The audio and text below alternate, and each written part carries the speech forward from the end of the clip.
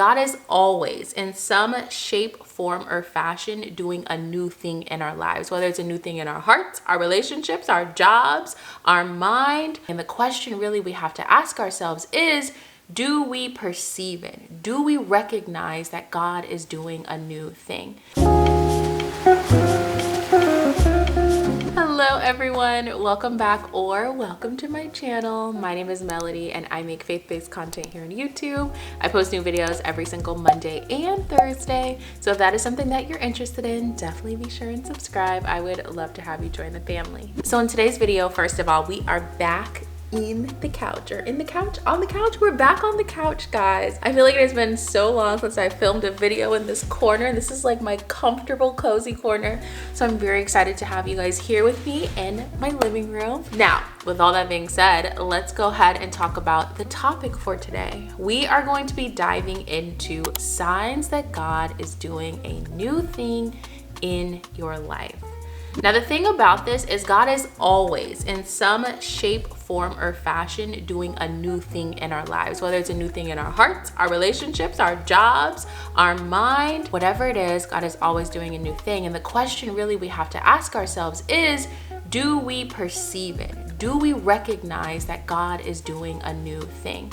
And this immediately brings me to a Bible verse in Isaiah, and we're just gonna go ahead and read this one together because I feel like it sets the tone. So it's gonna be Isaiah chapter 43, verse 19. And it says, "See, I am doing a new thing. Now it springs up. Do you not perceive it? I am making a way in the wilderness and streams in the wasteland." So as you can tell by this verse, God is always doing a new thing, but it's up to us to be able to perceive it. So in this video, I'm going to be giving you 4 signs, and we're going to be basing these 4 signs off the Israelites' journey to the promised land. Finally, okay, after 40 years wandering in the wilderness, the Israelites, being led by Joshua, are finally making it into the promised land. And they've been going through some things, okay? It hasn't been a smooth journey. And so the things that they experience, I feel like perfectly correlate to what we also will experience when we are entering finally that new season, that new place that the Lord is bringing us to. So all of our Bible verses today, besides the one coming out of Isaiah, is going to be coming from the book of Joshua. We're really going to be diving into the story of the Israelites and seeing the things that God was doing, the things that they were learning along the way, and what we can pull from that and apply and use as signs in our lives today, some, I don't know, thousands of years later. And that is why I love the Bible. It is always applicable. It is the living, breathing word. And what happened back then can apply to where we are right now. So with all that being said, let's go ahead and dive into our 4 signs that the Lord is doing a new thing in our lives. So sign number 1 today, the first sign that God is doing a new thing in your life, is if you are experiencing pruning. There is just this sense of pruning occurring in your life. So whether that's friends, finances, relationships, mindsets, habits, there's just this sense of God cutting things away. Sometimes those old habits, those old mindsets cannot go with us in that place or to that place that the Lord is bringing us to. Sometimes that relationship, that friendship, it cannot go with us. It cannot sustain us in the place that the Lord is taking us to. Pruning is a requirement that really allows us to embrace the new that the Lord is doing. And now the Israelites were no stranger to pruning. The Lord had to prune an entire generation of Israelites from entering into the promised land. After the Israelites were freed from slavery in Egypt by Moses, they went on into the wilderness and wandered there for 40 years. This is where they basically disobeyed God at every turn and had hope, lost hope, and it was just, guys, read the book of Exodus. It was a lot. So by the time the book of Joshua comes, okay, the Lord has made it very clear that this specific generation of Israel is not going to make it into the promised land because of their behavior in the wilderness. And this includes Moses. So this was a required pruning that the Lord did to the entire nation of Israel. And so the verses I have for you here come out of the first chapter in the book of Joshua. Let's go ahead and read them together. The first one is Joshua chapter 1 verses 1 through 2. And it says, "After the death of Moses, the Lord's servant, the Lord spoke to Joshua, son of Nun, Moses' assistant. He said, 'Moses, my servant, is dead. Therefore the time has come for you to lead these people, the Israelites, across the Jordan River into the land that I am giving them.'" Now the second verse I have for you here is another verse out of the first chapter in Joshua, and it's verse 6. And it says, "Be strong and courageous, for you are the one who will lead these people to possess all the land I swore to their ancestors I would give them." So here the Lord is acknowledging that Joshua is going to be the person that is leading them into this promised land. And it's the promised land that he promised their ancestors, but these ancestors are not going to see it. So when we experience pruning in our life, we have to know that it's not going to be fun. It might not be pleasant, but it is a requirement to embrace that new place that the Lord is bringing us to. So that is going to be sign number 1.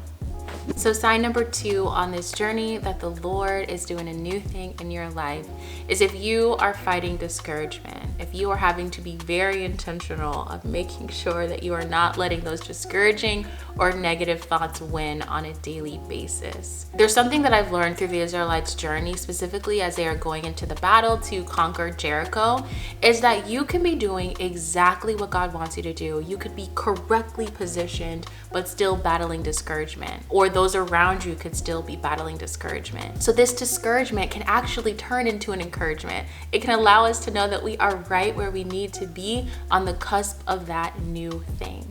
So the verse I want to bring you guys to is from Joshua 6. Let's go ahead and pop it up and read it together. It is Joshua chapter 6, verses 9 and 10. And it says, "Some of the men marched in front of the priests with the horns, and some behind the ark, with the priests continually blowing the horns. 'Do not shout, do not even talk,' Joshua commanded. 'Not a single word from any of you until I tell you to shout. Then shout.'" So when I read these verses in my study Bible, I use a CSB study Bible. I'm gonna have it linked down below in the description box. But basically the commentary there, which gives more context into these verses, was saying that this commandment to not speak until it was time to shout likely was used as a way to keep discouragement at bay, a way to keep those negative thoughts that people might have been thinking from, spreading throughout the soldiers. Because at the end of the day, we have to remember that the approach that the Israelites were using to conquer the city of Jericho was unconventional at best. They were told to just march around the city walls. Like, this wasn't the typical battle strategy. And so I'm sure people were confused. They might have been discouraged. They might have had some negative thoughts. So this really goes back to what I just said, that we can be in the correct place doing exactly what we're supposed to do, but still battling discouragement. So let's flip that discouragement into encouragement, because God is doing, again, a new thing. So that is going to be sign number 2. So number 3 on our list today, the third sign that God is doing a new thing in your life, is that what you need, or what you think you need, or what you consider important, all of that is changing.